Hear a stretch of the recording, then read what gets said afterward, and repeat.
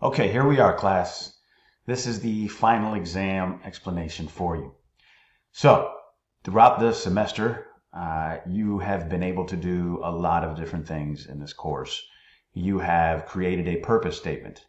You have researched information as far as your career is concerned with the Career Research Project. You have, in the purpose statement, identified your values, your interests, your strengths. You've created that purpose statement to kind of guide you in what you want to do, what you want to pursue.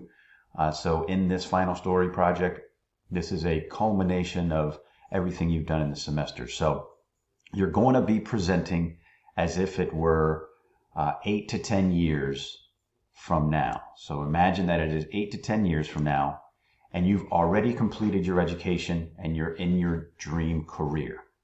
Okay?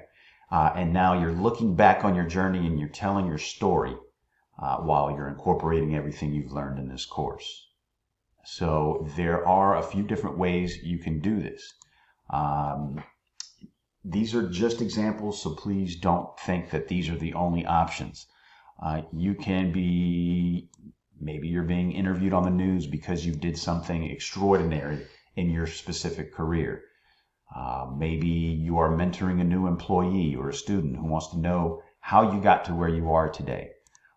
There have been a numerous amount of different ways that students have decided to tell their story and how they made it to where they are while incorporating what you've learned in this course.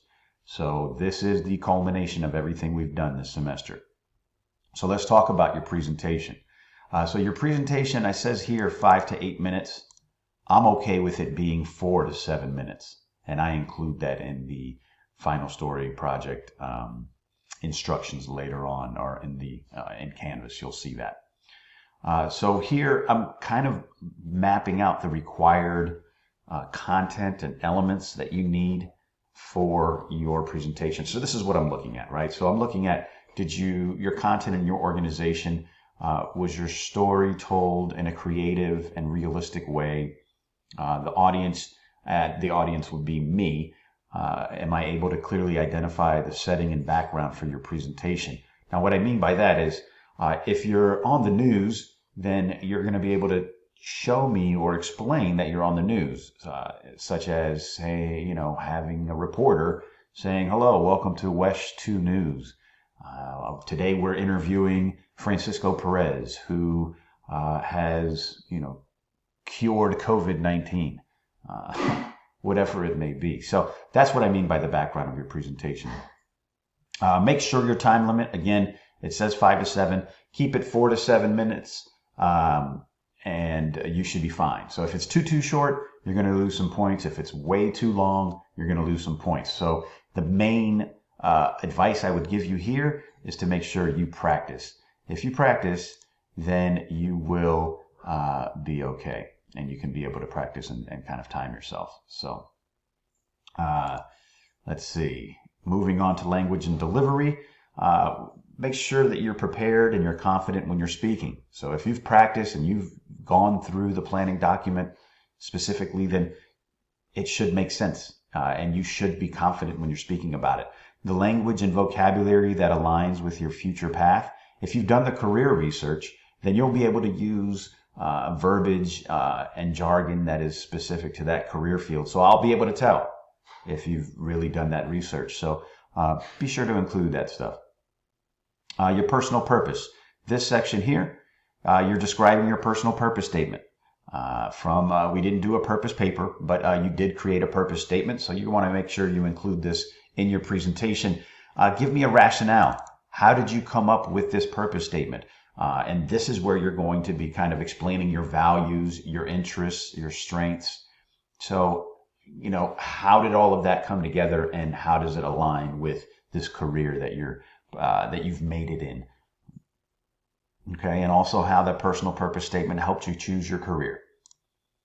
Moving on to academic pathway, this section of your presentation, you're explaining what you completed as far as your education is concerned to get to this career. So you're going to explain the degree you pursued at Valencia and your transfer institution, if applicable. So if you earned your AA General Studies at Valencia College. Then you transferred to UCF for a Bachelor's of Science in Economics.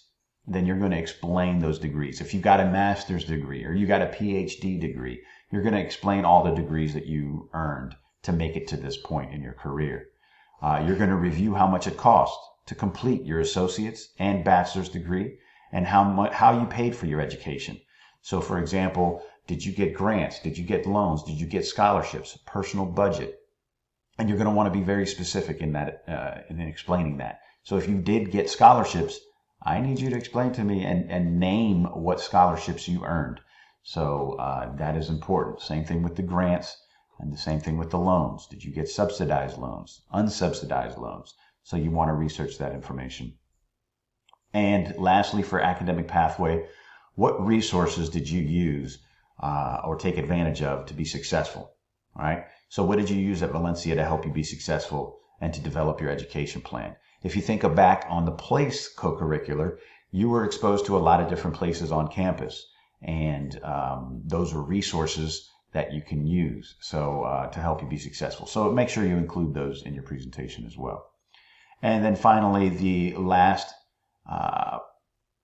portion of your presentation, you're going to be speaking of your career pathway. So discuss the path you took to get to your career of choice.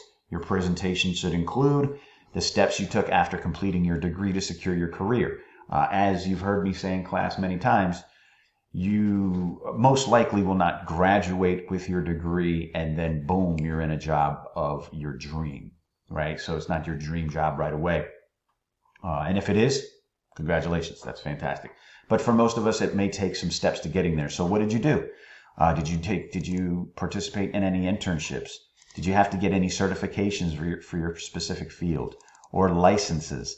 So if you needed a license for your specific field, you need to explain that to me. You didn't just get your degree, your law degree. You did have to pass the bar and be certified in that state to become a lawyer. So I need to know that. Same thing with some of the medical professions. You must get your license to be able to practice medicine in areas. So make sure you explain that. Also, a detailed description of your profession. What do you do? What is a day in the life of your actual career position? So this is where the career research really comes into play. So if you did that career research, you can start plugging that information into your presentation. And then a discussion of general workforce skills. So what skills are needed to do what you do? So there's usually a very unique set of skills that are needed for different professions. And that information also was from your career research. So explain what workforce skills you need for your specific career. So that's the content. That's the overlay of the content you need for your presentation. And now I want to talk to you about some options. Okay, so you can videotape, record your oral presentation. So that means you need to record yourself and orally present your story to the camera. So if you have a webcam, if your laptop has something, even if your phone. So you're going to just record your presentation in some kind of creative, unique way. And then what I'd like for you to do is upload your video to YouTube for a couple different reasons. One, the file's probably going to be pretty big, so you're going to want to have it somewhere that maybe doesn't take a lot of space up. So if you store it in YouTube and you can just provide me the link, you can change the privacy settings to unlisted. That way no one else can see it. So please understand, I don't want you to post this on YouTube for everybody in the world to see. So you can set it as unlisted so that I can see it, just me. And then you'll paste the link in the Word document or the planning document, and I can just click on that and take me right to the video. The second reason uploading to YouTube is really important is because that ensures that I'm able to open the presentation. If you submit a file of some kind of software that you filmed or recorded your presentation and I'm unable to open it, then that's going to be a problem. I'm not going to be able to open it. That means I'm not going to be able to grade it. So please, please, please, if you're filming and recording your video, you need to upload it to YouTube, put the settings as unlisted, and then provide me the link. All right, it's very easy to do. There's all kinds of how-to videos in YouTube on how to upload your video. So if you record it on your phone, upload it into YouTube, give me the link. The other option you can do is a video with narration, presenting your story using media sources such as Powtoons, iMovie, Movie Maker, GoAnimate, SlideDog, etc.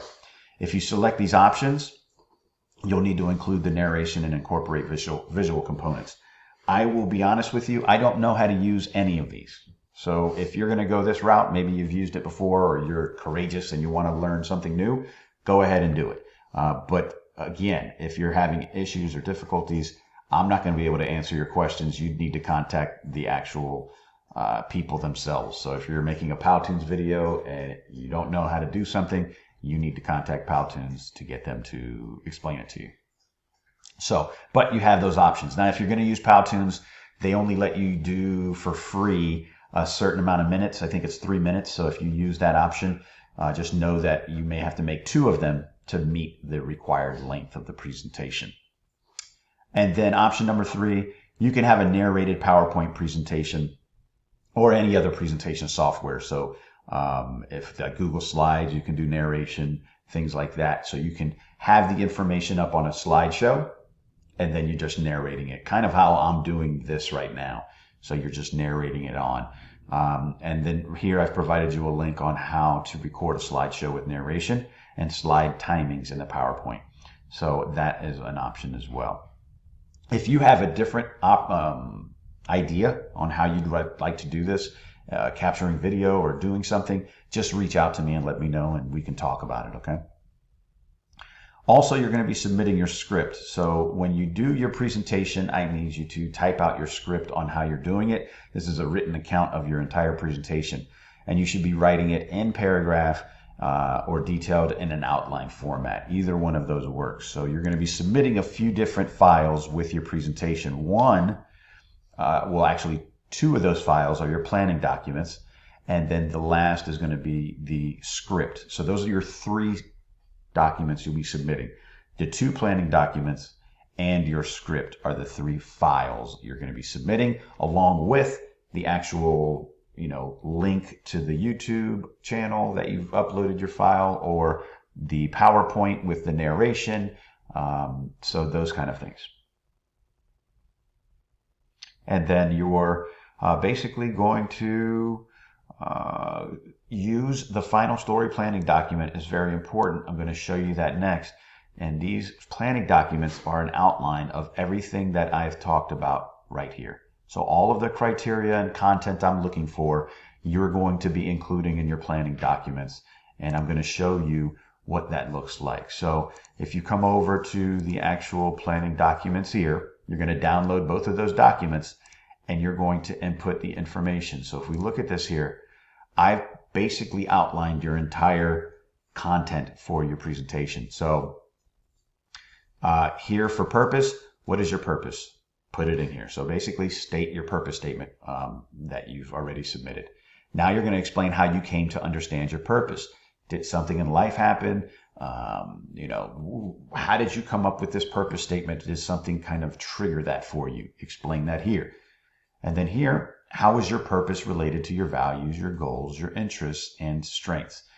Again, we went over all the values, we went over interests, we went over strengths. So you're going to kind of talk about how your purpose statement incorporates these kind of factors in this section here, and then explain how your purpose is related to your career goals. So if I want to help the world in the medical field and X, Y, and Z, then I'm going to kind of share that, hey, my purpose was related to me becoming a doctor in such ways, and provide an explanation of that. And now in the career pathway section, so what is your career? You need to be very clear on that. Then this is kind of the pathway to get to that career. So during your final semesters in college and following graduation, what was your career pathway? What did you do? Did you get certifications? Did you have to get a license? Did you do internships? What kind of promotions occurred to get you to that actual dream job in the career that you're in at this point? So a detailed explanation here. Please don't let these boxes confine you as far as how deep